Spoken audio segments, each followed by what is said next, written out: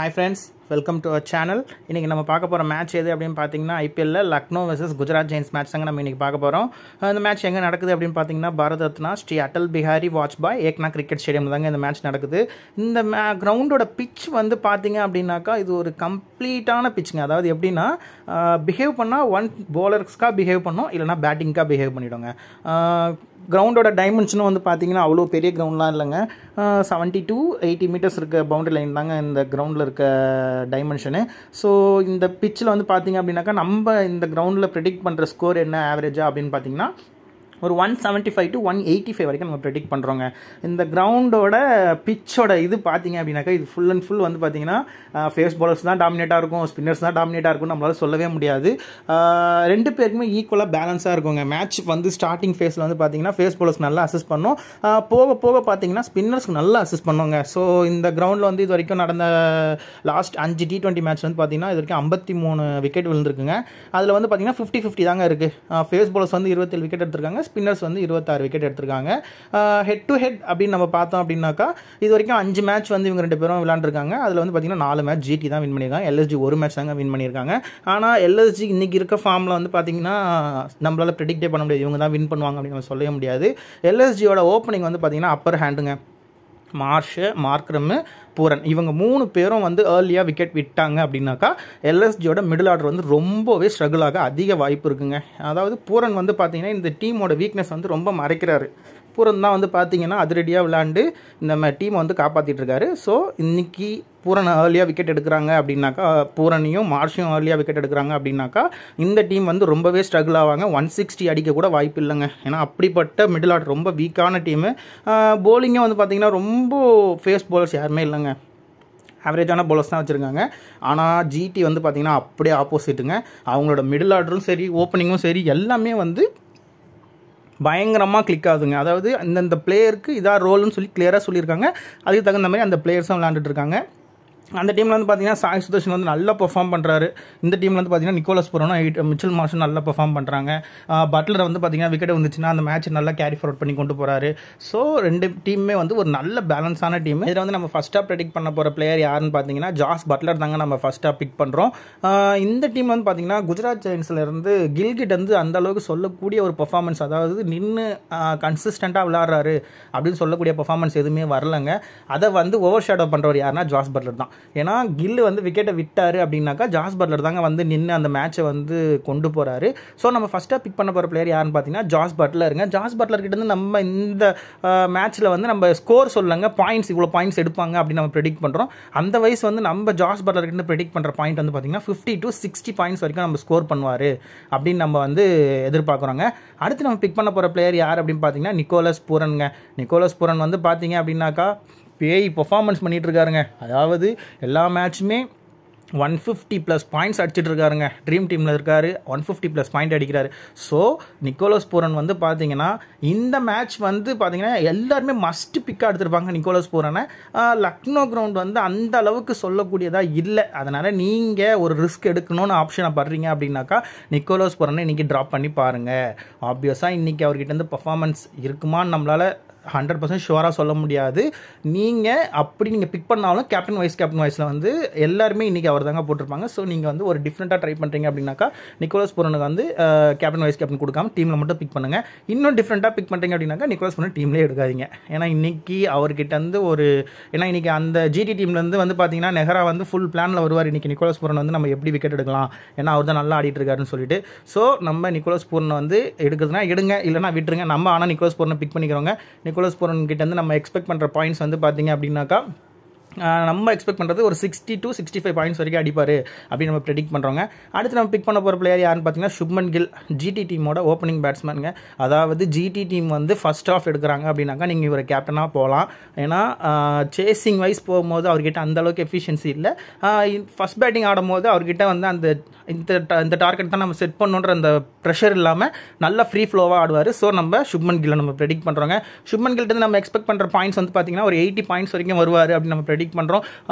அவரோட நிற்கிற ஃபீல்டிங் பொசிஷனாக பார்த்தீங்கன்னா மிட் ஆஃப் தான் நிற்கிறார். ஸோ 2-3 கேட்ச் எடுக்க அதிக வாய்ப்பு இருக்குது. அதனால் நம்ம சுப்மன் கில்லை பிக் பண்ணுறோம். அடுத்து நம்ம பிக் பண்ண போகிற பிளேயர் யாருன்னு பார்த்தீங்கன்னா மிச்சல் மார்ஷுங்க. ஐயோ பேய் ஃபார்மில் இருக்காருங்க. இந்த மேட்ச் இது வரைக்கும் நடந்த சீசன்லேயே ஒரு மேட்ச் தாங்க அவர் விளையாடாமல் போனார். மற்ற எல்லா மேட்சுமே 110+ ட்ரீம் பாயிண்ட் தாங்க ட்ரீம் டீமில் இருக்கார். ஸோ நம்ம வந்து மிச்சல் மார்ஷ் நம்ம பிக் பண்ணுறோம். இன்கேஸ் லக்னோ வந்து ஃபஸ்ட் பேட்டிங் ஆடுறாங்கன்னா நீங்கள் மிச்சல் மார்ஷ் கேப்டனாக போங்க. ஏன்னா செம்ம ஃபார்மில் இருக்கார், நல்ல பாலை டைம் பண்ணுறாரு, ஹார்ட் ஹிட்டிங்கும் போகிறாரு. ஸோ மிச்சல் மார்ஷ் நம்ம பிக் பண்ணிக்கிறோங்க. அடுத்து நம்ம பிக் பண்ண போகிற பிளேயர் யாருன்னு பார்த்தீங்கன்னா சாய் சுதர்ஷனுங்க. சாய் சுதர்ஷன் வந்து பார்த்தீங்கன்னா நல்ல பெர்ஃபார்மன்ஸுங்க. அதாவது ஒரு மிஸ்டைம் ஷாட் கூட இல்லைங்க, கிளவராக பாலை பார்த்து கிளியராக ஆடுறாரு. ஸோ நம்ம சாய் சுதர்ஷன் நம்ம பிக் பண்ணுறோம். சாய் சுதர்ஷன் கிட்ட நம்ம எக்ஸ்பெக்ட் பண்ணுற பாயிண்ட்ஸ் வந்து பார்த்தீங்க அப்படின்னாக்கா இந்த மேட்ச்சில் வந்து ஒரு 100 பாயிண்ட்ஸ் வரைக்கும் அடிப்பார், 90 to 100 பாயிண்ட்ஸ் வரைக்கும் அடிப்பார் அப்படின்னு நம்ம பிக் பண்ணுறோங்க. அடுத்து நம்ம பிக் பண்ண போகிற பிளேயர் யாருன்னு பார்த்தீங்கன்னா ஷெர்ஃபேன் ரூதர்ஃபோர்ட். ரூதர்ஃபோர்ட் வந்து பார்த்தீங்க அப்படின்னாக்கா சூப்பராக ஆடுறாருங்க. அதாவது கிளியராக சொல்லிட்டாங்க, நீங்கள் போனால் ஹிட்டிங் மட்டும் போங்க, நீங்கள் எதுவும் ஸ்ட்ரகிள் ஆகாதீங்கன்னு சொல்லிட்டு.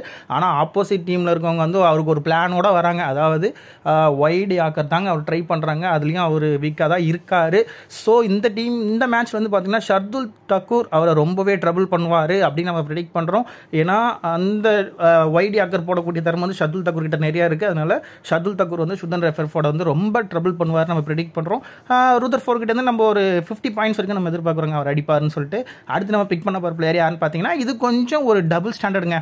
நீங்கள் எதிர் மில்லர் எடுக்கனால மில்லர் எடுத்துக்கோங்க, அப்படி இல்லைனா பதோனி போடுறதுனால பதோனி போய்க்கோங்க. நம்ம எடுக்கிறது வந்து பார்த்திங்கன்னா மில்லர் எடுத்துக்கிறோம். மில்லர் கிட்ட வந்து பார்த்திங்கன்னா அந்த ஃபினிஷிங் ரோல் வந்து கிளவராக கொடுத்துருக்காங்க. ஸோ ரொம்ப கிளியராக ஆடுவார். அதனால் நம்ம மில்லரை வந்து நம்ம ப்ரெடிக்ட் பண்ணுறோம். மில்லர் கிட்ட வந்து நம்ம எக்ஸ்பெக்ட் பண்ணுற பாயிண்ட்ஸ் வந்து பார்த்திங்க அப்படின்னாக்கா இன்கேஸ் லக்னோ ஃபஸ்ட் பேட்டிங் ஆடுறாங்கன்னா மில்லர் தாங்க நல்ல ஆப்ஷன். ஏன்னா அந்த டார்கெட்டை வந்து செட் பண்ண போகிறது வந்து நல்ல பிளேயருங்க அவர். அதனால் நம்ம மில்லரை ப்ரெடிக்ட் பண்ணுறோம். மில்லர் கிட்ட வந்து நம்ம எக்ஸ்பெக்ட் பண்ணுற பாயிண்ட்ஸ் வந்து பார்த்திங்கன்னா ஒரு 50 to 60 பாயிண்ட்ஸ் வரைக்கும் அடிப்பார் அப்படின்னு நம்ம ப்ரெடிக்ட் பண்ணுறோம். அப்படி இல்லை அப்படின்னாக்கா இந்த மேட்ச் வந்து லக்னோ வந்து அலியா விக்கெட் விட்டுருவாங்க அப்படின்னு நீங்கள் ஃபீல் பண்ணுறீங்க அப்படின்னாக்கா ஆயுஷ் பதோனி போயிடுங்க. ஏன்னா 2 விக்கெட் மிச்சல் மார்ஷும் பூரண விக்கெட் விட்டாங்க அப்படின்னாக்கா ஆயுஷ் பதோனி தாங்க அந்த நின்று அந்த டீம் வந்து கொண்டு போவாருங்க கடைசி வரைக்கும். அந்த ஸ்கோரை வந்து அவர் பால் பை பால் ஆடிடுவாருங்க. ஒரு 40 பாலுக்கு 50 ரன் வரைக்கும் ஆடிடுவார். அந்த மாதிரி ஒரு திறமை இருக்க பிளேயர். ஆனால் அவர்கிட்ட வந்து பூரன் மாதிரி ஒரு ஹார்ட் ஹிட்டிங் இது கிடையாது. ஸோ நீங்கள் ஆயுஷ் பதோனி போதுனா ஆயுஷ் பதோனி போகலாம், மில்லர் போதுனா மில்லர் போங்க. அதாவது லக்னோ வந்து ஃபஸ்ட் பேட்டிங் ஆடுறாங்க அப்படின்னாக்கா ஒரு டார்கெட் செட் பண்ண போகிறாங்க அப்படின்னாக்கா நீங்கள் டேவிட் மில்லர் போங்க. சேசிங் போகிறாங்க அப்படின்னாக்கா நீங்கள் ஆயுஷ் பதோனி போயிடுங்க. அடுத்து நம்ம பிக் பண்ண போகிற பிளேயர் யாருன்னு பார்த்தீங்கன்னா எய்டன் மார்க்ரம். எய்டன் மார்க்ரம் வந்து பார்த்தீங்கன்னா ஓப்பனிங் வராரு. மிச்சல் மார்ஷ் வந்து அடித்து ஆடும்போது அவருக்கு வந்து ஸ்ட்ரைக் வந்து நல்லா ரொட்டேட் பண்ணி தராருங்க. அதனால் நம்ம வந்து எய்டன் மார்க்ரம் நம்ம பிக் பண்ணுறோம். அதேமாரி லூஸ் பால்ஸ் கிடச்சாக்கா அவரும் பனிஷ் பண்ணுறாருங்க. கடந்த 3 மேட்ச்சில் கேகேஆர், எம்ஐ, பஞ்சாப் 3 டீம் கிட்டே வந்து பார்த்தீங்கன்னா சூப்பர் பெர்ஃபார்மன்ஸ் பண்ணியிருக்காரு. அதனால் இந்த மேட்ச்சை வந்து நல்லா ப்ளே பண்ணுவார் அப்படின்னு நம்ம ப்ரெடிக்ட் பண்ணுறோங்க. அவர்கிட்ட இருந்து நம்ம எக்ஸ்பெக்ட் பண்ணுற ரன்ஸ் வந்து பார்த்தீங்க அப்படின்னாக்கா பாயிண்ட்ஸ் வந்து பார்த்தீங்க அப்படின்னாக்கா இந்த மேட்ச் வந்து ஒரு 60 பாயிண்ட்ஸ் வரைக்கும் அடிப்பார் நம்ம ப்ரெடிக்ட் பண்ணுறோம். அடுத்து நம்ம பிக் பண்ண போகிற பிளேயர் யார் அப்படின்னு பார்த்தீங்கன்னா சாய் கிஷோருங்க. சாய் கிஷோர் வந்து போலிங்கில் வந்து நல்லா பெர்ஃபார்ம் பண்ணுறாருங்க. அதாவது பேட்ஸ்மேன் வந்து நல்ல ஹார்ட் ஹிட்டிங் போகிறாங்கன்னா பாலை வந்து நல்லா இழுத்து போடுறாருங்க. நல்ல கன்சிஸ்டண்ட்டாக ஒரு பெர்ஃபார்மன்ஸுங்க. ஒரு கடந்த 5 மேட்சாக நல்லா பெர்ஃபார்ம் பண்ணியிருக்காரு. அவர்கிட்ட நம்ம ப்ரெடிக்ட் பண்ணுற ரன்ஸ் வந்து பார்த்திங்கன்னா ஒரு 75 to 80 பாயிண்ட்ஸ் வரைக்கும் நம்ம ப்ரெடிக்ட் பண்ணுறோம். அதுவும் இல்லாமல் அவர் நிற்கிற பொசிஷன் வந்து பார்த்திங்கன்னா ஃபீல்டிங்கில் வந்து லாங் ஆஃப் தான் நிற்கிறாரு. அதுவும் டீப் எக்ஸ்ட்ரா கவர் மாதிரி தான் நிற்கிறாரு. ஸோ கேட்ச் எடுக்க அதிக வாய்ப்பு இருக்குது. அவர் 2-3 கேட்ச் எடுக்கவும் வாய்ப்பு இருக்குது. இன்கேஸ் அவர் பவுலிங் விக்கெட்டுகள்னா கூட கேட்சில் பாயிண்ட் எடுத்து ட்ரீம் டீமில் வந்துருவாருங்க. அதனால் நம்ம சாய் கிஷோர் ப்ரெடிக்ட் பண்ணுறோம். அடுத்து நம்ம பிக் பண்ண போகிற பிளேயர் யார் அப்படின்னு பார்த்தீங்க அப்படின்னாக்கா பிரசித் கிருஷ்ணாங்க. பிரசித் கிருஷ்ணா வந்து நீங்கள் மஸ்ட் பிக் எடுத்துக்கோங்க. பிரசித் கிருஷ்ணாவை ட்ராப் பண்ணிடாதீங்க. பிரசித் கிருஷ்ணா வந்து பார்த்தீங்க அப்படின்னாக்கா இன்கேஸ் அவர் நிக்கோலஸ் புரோனுக்கு போல் பண்ணுறாரு அப்படின்னாக்கா ரொம்ப ட்ரபிள் ஆகிறதுக்கு அதிக வாய்ப்பு இருக்குது பிரசித் கிருஷ்ணா. ஏன்னா நிக்கோலஸ் புரோன் வந்து ஃபேஸை ரொம்ப விரும்பி ஆடக்கூடிய ஒரு பேட்ஸ்மேன். அதனால் இவர் வந்து டெப்த்தில் தான் யூஸ் பண்ண பார்ப்பாங்க, டெப்த்தில் எடுப்பாங்க, டெப்த்தில் வந்து நல்ல விக்கெட் எடுத்துருவார். ஸோ அதனால் பிரசித் கிருஷ்ணா நம்ம பிக் பண்ணுறோம். பிரசித் கிருஷ்ணா அடுத்து நம்ம எக்ஸ்பெக்ட் பண்ணுற பாயிண்ட்ஸ் வந்து பார்த்தீங்க அப்படின்னாக்கா 60 to 80 பாயிண்ட்ஸ் வரைக்கும் அடிப்பார் அப்படின்னு நம்ம ப்ரெடிக்ட் பண்ணுறாங்க. அவர் 2 விக்கெட் வரைக்கும் எடுப்பார். ஸோ 60 to 80 பாயிண்ட்ஸ் வரைக்கும் எடுத்துருவார், உள்ளே வந்துருவார் ட்ரீம் டீமுக்குள்ளே. அதுக்கடுத்து நம்ம பிக் பண்ண போகிற பிளேயர் யார் பார்த்தீங்க அப்படின்னாக்கா திக்வேஷ் சிங்குங்க. எப்படி சொல்கிறது, மேட்ச் விக்கெட் எடுத்துகிட்டு ஒரு பர்ஃபார்மன்ஸை ஒன்று கொடுத்து அபராதத்தை வாங்கிட்டு இருக்காரு. அதனால் நம்ம திக்வேஷ் சிங் வந்து நம்ம ப்ரெடிக்ட் பண்ணுறோம். அவரும் நல்ல போல் பண்ணக்கூடிய ஒரு போலர், அதிக டாட் பாலும் போடுவார். விக்கெட்டும் வந்து பார்த்திங்கன்னா 1 விக்கெட் வரைக்கும் எடுத்துருவாங்க, மேக்ஸிமம் 1 விக்கெட் வரைக்கும் எடுத்துருவார். ஸோ ஜிடி ஒரு பிளானோட வருவாங்க, இவருக்கு அகேன்ஸ்டாக 30 அடிக்கலாம் அப்படின்னு ஒரு அகேன்ஸ்டாக பிளானில் வருவாங்க. ஸோ நம்ம திக்வேஷ் சிங் வந்து எடுக்கிறோம். திக்வேஷ் சிங் வந்து நம்ம 1 விக்கெட் வரைக்கும் எடுப்பார்னு சொல்லியிருக்கோம். பாயிண்ட்ஸ் வந்து பார்த்திங்கன்னா ஒரு 50 to 55 பாயிண்ட்ஸ் வரைக்கும் எடுப்பார் நம்ம ப்ரெடிக்ட் பண்ணுறோங்க. இதுதாங்க நம்மளோட ஃபைனல் அவுட்புட் டீமு. இந்த டீம் வந்து பார்த்தீங்கன்னா 5 to 6 காம்பினேஷன் நம்ம போயிருக்கோம். கீப்பர் 2 பேர், பேட்டர்ஸ் வந்து 5 பேர், ஆல்ரவுண்டர் ஒருத்தர், 3 போலருங்க. இதில் வந்து நம்ம கேப்டனாக நம்ம யாரை பிக் பண்ணுறோம் அப்படின்னு பார்த்தீங்க அப்படின்னாக்கா கேப்டனாக வந்து நம்ம மிச்சல் மார்ஷை வந்து நம்ம பிக் பண்ணுறோங்க.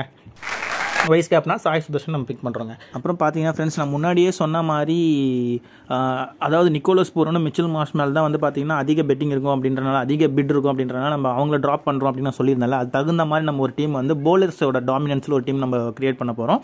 அதில் வந்து பார்த்தீங்க அப்படின்னா ஃபஸ்ட் நம்ம பிக் பண்ண போகிற பிளேயர் ஜாஸ் பட்லருங்க. அடுத்து நம்ம பிக் பண்ண போகிற பிளேயர் யாருன்னு பார்த்தீங்கன்னா சாய் சுதர்ஷன், மில்லர், பதோனிங்க. இவங்க 3 பேர் நம்ம பிக் பண்ணிக்கிறோங்க. அடுத்து நம்ம பிக் பண்ண போகிற பிளேயர் யாருன்னு பார்த்தீங்க அப்படின்னாக்கா எய்டன் மார்க்ரம்ங்க, ஷாருக் கான்.